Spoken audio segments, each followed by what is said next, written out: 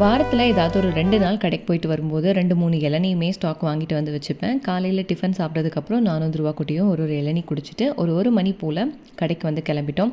அன்னைக்கு ஒரு brownie takeaway 2 brownie slab orders வந்து ரெடி பண்ண வேண்டியிருந்தது பெங்களூர் லொக்கேஷனுக்குள்ளே. ஸோ அதை ரெடி பண்ணி கொடுத்துட்டு வரலாம் அப்படின்ட்டு. நம்மளோட brownies and New York style chunky cookies இன்னும் ட்ரை பண்ணதில்லை அப்படின்னா கண்டிப்பாக ஆர்டர்ஸ் ப்ளேஸ் பண்ணுங்கள். ஆல் ஓவர் இந்தியா ஷிப்பிங் பண்ணிகிட்ருக்கோம். வீட்டுக்கு கொஞ்சம் சீக்கிரமாகவே வந்துட்டேன். ஒரு வால்பேப்பர் ஆர்டர் பண்ணியிருந்தேன். கிச்சனில் முதல்ல நான் சேஞ்ச் ஓவர் பண்ணணும்னு பிளான் பண்ணதே கவுண்டர் டாப்போட வால்பேப்பர் வந்து மாற்றலாம், கொஞ்சம் ஒயிட்டாக பிரைட்டாக இருக்கட்டும் அப்படின்ட்டு வாங்கியிருந்தேன். இது ஒரு மார்பிள் ஃபினிஷ் ஷைனிங்காக இருக்கும். கிச்சன் கவுண்டர் டாப் ஃபுல்லாக தொடச்சி ஒட்டலான்னு பிளான் பண்ணி ஸ்டார்ட் பண்ணேன். எனக்கு அந்தளவுக்கு பர்ஃபெக்டாக வரல. என்னோடய ஹஸ்பண்ட் தான் கெஃபேயில் இருக்கிற வால்பேப்பர் பேஸ்ட் பண்ணியிருந்தாங்க.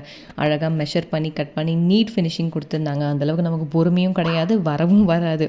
சரி, ஓகே, நமக்கு கிச்சன் கவுண்டர் டாப் க்ளீன் பண்ணுற நேரம் போல் பல மாதம் ஆச்சு, சரி அதையாவது க்ளீன் பண்ணுவோம் அப்படின்ட்டு மொத்தமாக க்ளீன் பண்ணிவிட்டு மேலே வைக்கிற ஆர்கனைசருக்கு மட்டும் 2 ஸ்டிக்கர் கட் பண்ணி தூசி படாத மாதிரி ஒட்டி வச்சேன். நான் ஒன்று பிளான் பண்ணி வாங்கினா அது ஒன்று நடக்குது அப்படிங்கிற மாதிரி தான் ஆயிடுச்சு. மொத்தத்தில் கிச்சன் க்ளீன் பண்ணியாச்சுன்னு ஒரு ஹாப்பினஸோட காஃபியோட டே எண்ட் பண்ணியாச்சு.